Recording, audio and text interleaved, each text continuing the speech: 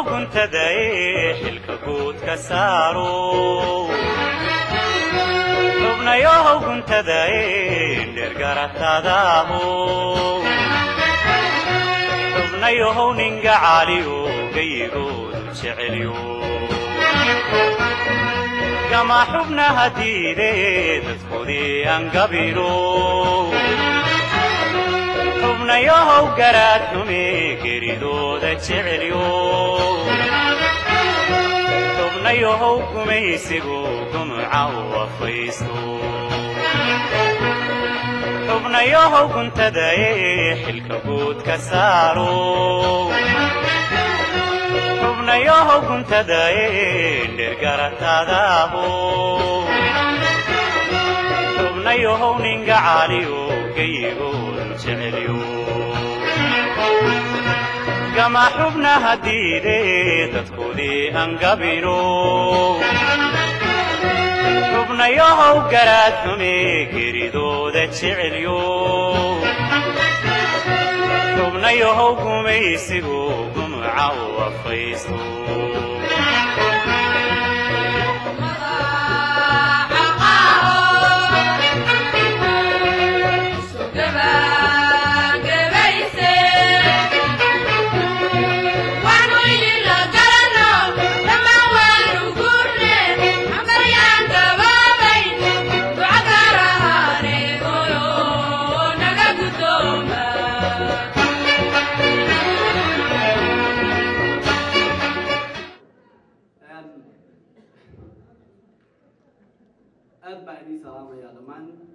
جاليات ككلمة ضافها بقوي أمريكا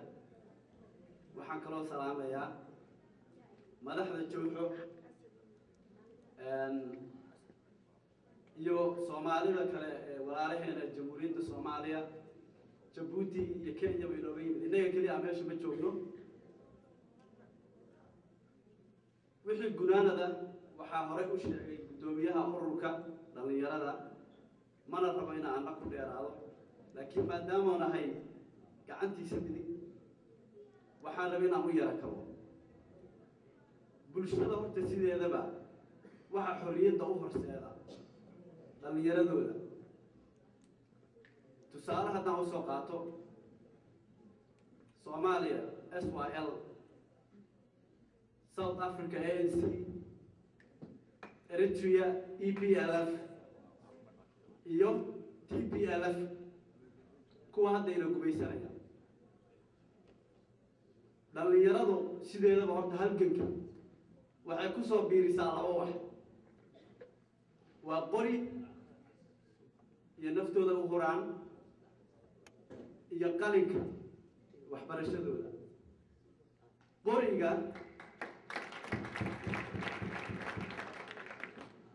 horta waan kaga guulaysanay قريقة وكذا قوليسنا واحد كويسنا كم يارلو لكن واحد لسه يستقالين كهذا كإيطاليا ملا زناوي وحو جد دار يمد قاوم بوفوري سيدي اللي يردينا وكذا قايبين لها حتى وأندوكتين جبهات دويرة سومرت بالحرادة فربنا قبيسكون وسكتين ودولار كستا وقلب وحب الله بوحة لده divide and rule وقيبي وحكم تاس أمشق إن صوبته أدب كل نمر خلاص بسلادين أو قبيل يوحى ساكب كذبني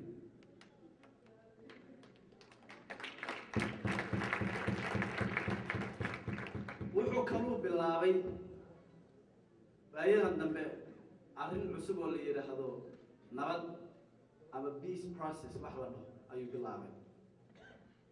تاسنا وهالك يسوي التكسيريات سيوردي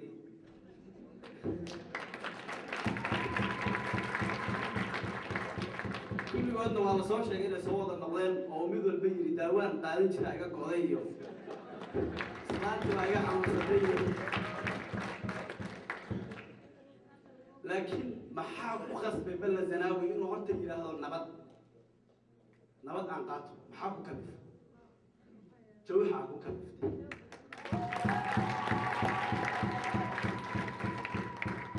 sababtoo ah dhalinyarada nadii wax baratay gabdhahana maalkooda huraya duqeydeenni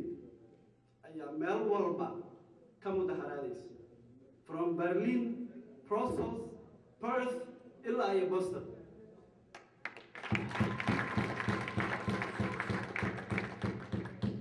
marka taasaa ku khasabtay Mala Zanaawi inuu yiraahdo nabad baan doonayaa. Barashka annagu waanu saaray weey. Yeena u malaynin barbar cawro iyo ajabu dheereeyo ka keensadeen.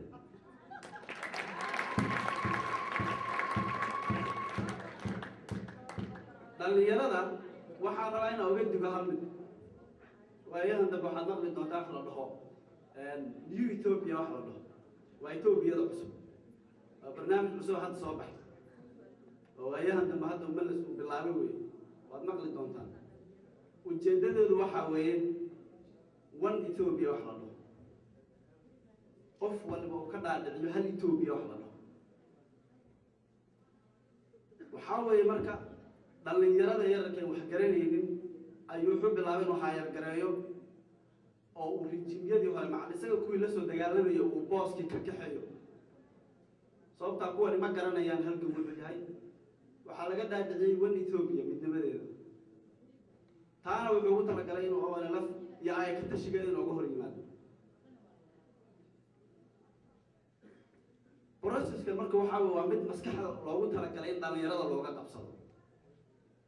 waxay baryahan bilaabayaan barnaamij ay aasaasayaan ururo dhalinyaro oo dabaqood ugu leeyahay magaalada wad ku arki doontaa waxaa lagu soo jiidanaya dhalinyarada koow waxa ka mid ah lacag iyo in looga ballan qaado boosas lacagtu intay leeg bay marka wadi kartaa intay leeg buu lacag siin karaan oo dadka lacag ku siin karaan waa wax yar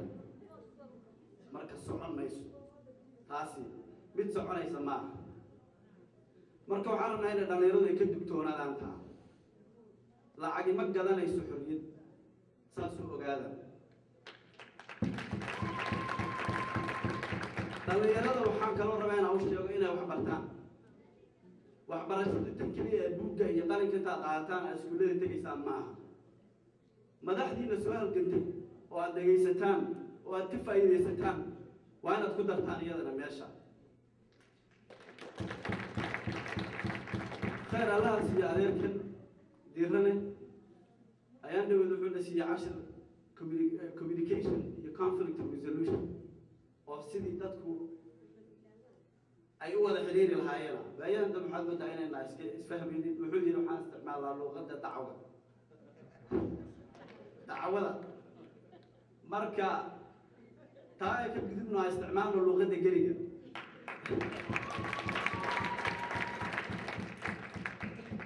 adeer maxamuud nuur khayr allah siiyey isaguna wuxuu ina baray oo inoo dhigay taariikhdii iyo historygii oo ka soo bilaabanaya ilaa Menelik ilaa iyo Meles waa arrin wanaagsan anu waxaan ku dari lahaa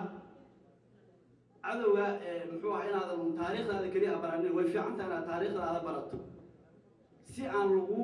maandoorinin oo aad u garato wixii aad soo martay waxaan kaloo ku dari lahaa dhalinyaradu inay bartaan taariikhda cadowgaaga sababtoo ah haddaad barato taariikhda cadowgaaga waxaad baranaysaa xooggiisa iyo weaknesskiisa waad baranaysaa labadaba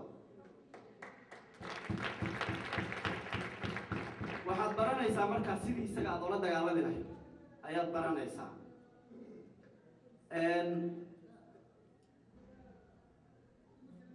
muxuu ahaa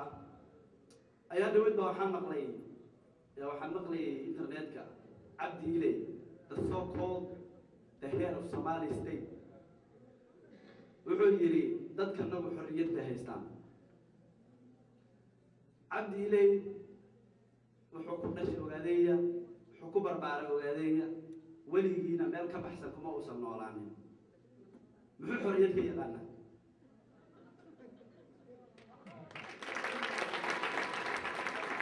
what does he know about freedom awoogi ya biiba weligood baxor ma noqonine xaguu xorriyad ku arkay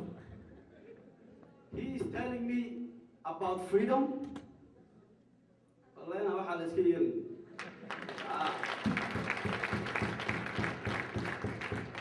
mid ayaan rabaa dhalinyarada inaan uga tago dhalinyaroy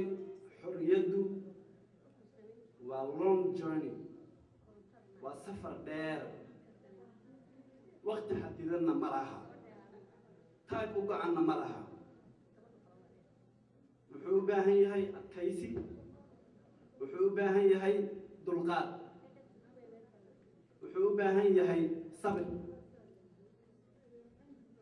laakiin laba maalmood intaan buug qaato oo cashiro akhristo oo $10 aan dhiibo maxaa loo xoroobi waayey ma soconayso mar kalena waxaan leeyahay la iskama yeelayo hurdadana ka kaca sababtoo ah wiil iyo gabadh ayaa xabaddu halkaa uga dhacaysaa idinkuse inaad binaad barar iyo jaam ismarsataan aroortiina iska ka lahdaan wallahi aan la iska yeelay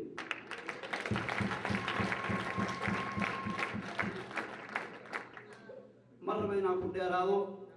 waxaan idin dhihi lahaa ogaadaya ha xorowdo cadowga ha dhaco soomaaliya ha noolaato